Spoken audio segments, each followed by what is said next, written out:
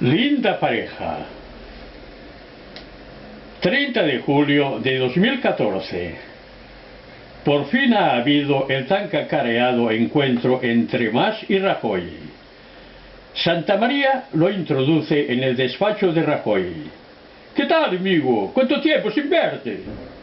Sí, es verdad. ¿Y qué traes de nuevo? Pues como siempre lo mismo. No me digas que se trata del consulta. Sí, pero con ligeros matices. ¿Ah, sí? ¿Cuáles son?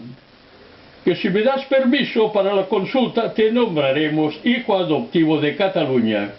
No está mal, pero dime, ¿qué gano con ello? Pues la satisfacción de ser el primer presidente de España que autoriza algo que no puede. Mira, querido amigo, me quedo con lo último. Dices que no puedo.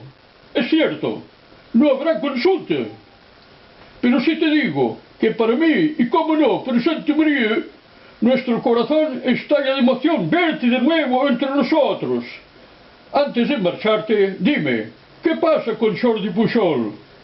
¿Que no lo sabías? Sí, pero a medias. Cuénteme pues. Es algo que tiene migas. Bueno, vuelve otro día y me lo cuentes con detalle. Santamaría, acompaña Mas hasta la salida. Alguien dispara un flash. La entrevista ha terminado. Se oye una voz. Linda pareja. Vayan, impresor.